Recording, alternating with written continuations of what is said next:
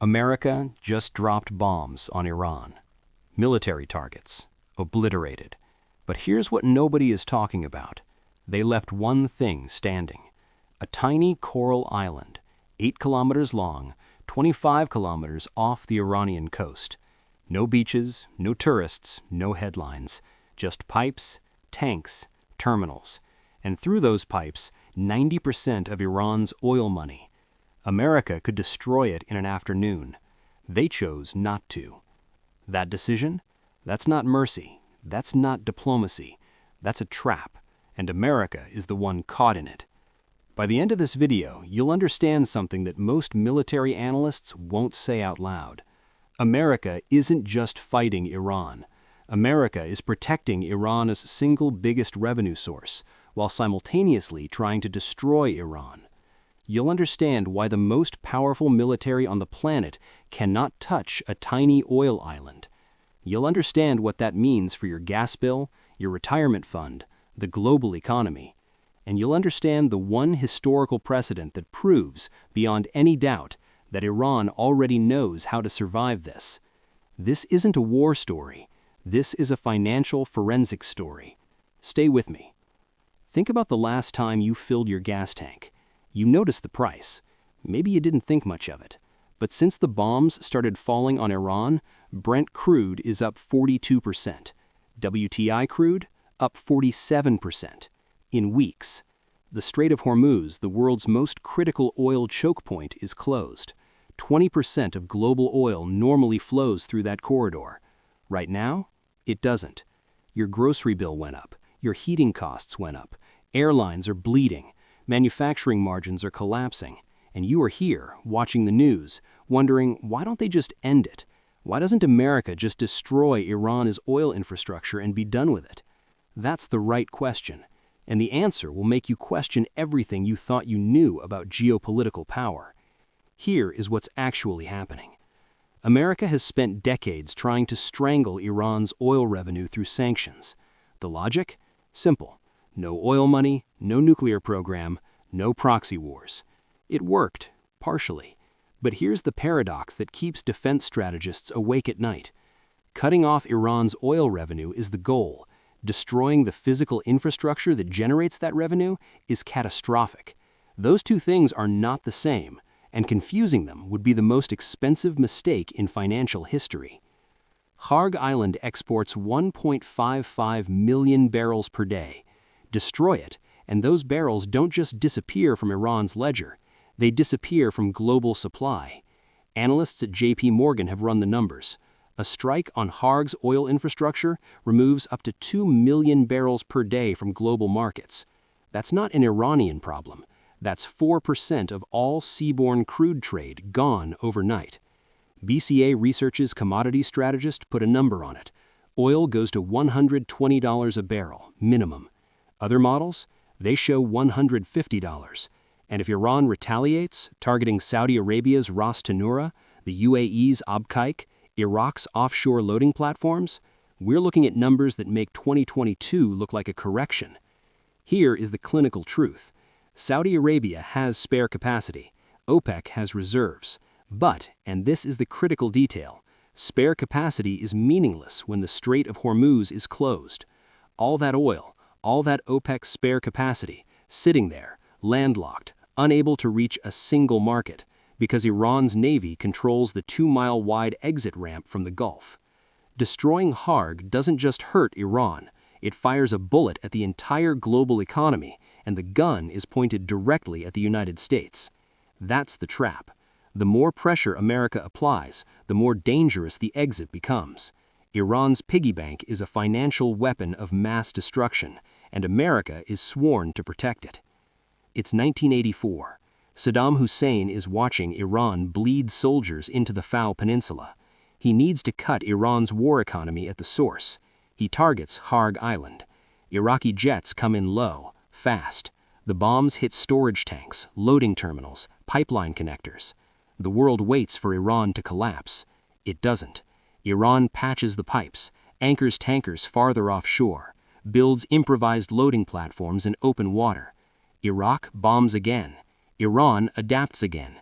Over 40 strikes over 4 years.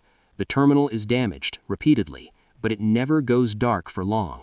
Because here's what Iraq and the world learned about Kharg Island. It is almost impossible to kill permanently. The infrastructure is deeply layered. The pipelines run underground. The storage is distributed. The loading points can be improvised. CSIS analysts studying the Iran-Iraq war documented this with surgical precision.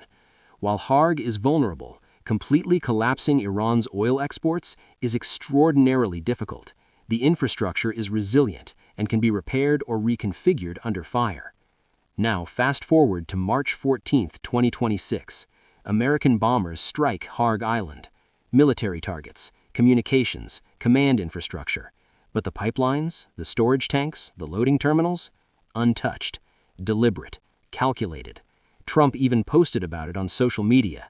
He said the U.S. had totally obliterated every military target and then warned Iran that the oil infrastructure could be next.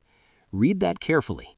He used the oil infrastructure as a threat, not a target, because destroying it would trigger a financial chain reaction that Washington cannot afford. Iran knew this in 1984. Iran knows this now. The island is both their greatest weakness and their most powerful shield. Let's map the paradox layer by layer. Layer 1, the revenue trap. Iran earns the majority of its government revenue through oil exports. Kharg Island handles 90% of those exports. Shut down Kharg's oil flow financially through sanctions, Iran weakens. Destroy Kharg physically, global oil markets go into cardiac arrest. America wants outcome 1. It cannot risk outcome 2. Layer 2, the China variable. Iran's primary oil customer isn't Europe, it's China. 11.6% of China's total seaborne oil imports comes from Iranian crude through Kharg. Destroy that supply, and China doesn't just absorb the hit. China bids aggressively for replacement barrels from Africa, the Gulf, and Latin America. That bidding war raises prices globally, for everyone, including Americans. Layer 3, the retaliation equation. Iran has already made its position explicit. If the oil infrastructure on Kharg is struck, Iran will target energy infrastructure linked to American oil companies across the region. Ras Tanura, Saudi Arabia, Abqaiq, the UAE's Fujairah, Iraq's offshore loading platforms, which sit directly in Iranian missile range. The retaliation math is staggering. Iraq alone exports 3.5 million barrels per day through Gulf terminals, all of it within Iranian strike range. Layer 4, the bypass illusion. People say Saudi Arabia can reroute oil around the strait. True, but only partially. Saudi's east-west pipeline has 2.4 million barrels of spare capacity. Saudi's normal Gulf exports, 6 million barrels. You can reroute less than half. The rest is stranded. The UAE can bypass about half of its Gulf exports. Kuwait, Iraq, Bahrain, Qatar, zero bypass capacity. Zero. No escape route. Layer 5, the occupation fantasy. Some strategists have floated the idea of seizing Kharg Island outright, control the piggy bank, cut off Iran's funding directly. Here's why that fails. Kharg Island is 25 kilometers from the Iranian mainland, within artillery range, within drone range, within ballistic missile range. Holding that island under sustained Iranian fire would require a constant, massive military presence. CSIS analysts studying the Iran-Iraq war documented this with surgical precision. Occupation is not a strategy. It's a slow-motion siege of a facility you can't destroy and can't hold. That is the Kharg Island Paradox. Military power without freedom of action. Strength constrained by consequence. The world's most formidable navy guarding its enemy's bank. This isn't an abstract geopolitical debate. This is a live system you live inside. Every dollar that oil goes up is a dollar out of a working family's budget somewhere. Every refinery that gets hit in retaliation is months of supply disruption.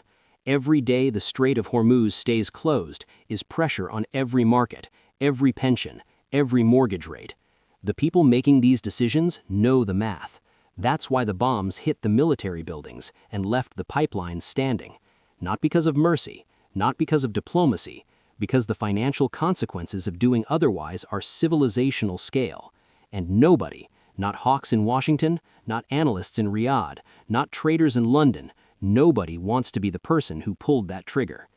Iran built its nuclear deterrent underground, but its true deterrent sits above ground, on a coral island in the Persian Gulf, and America knows it.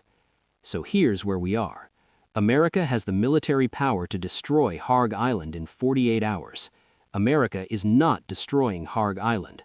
Instead, American forces struck the military targets, left the oil infrastructure, and publicly issued it as a threat, which means one thing: the threat is the strategy. Washington is using Kharg's existence as leverage, the same way Iran is using Kharg's vulnerability as a shield. Two players, same game, opposite game theory.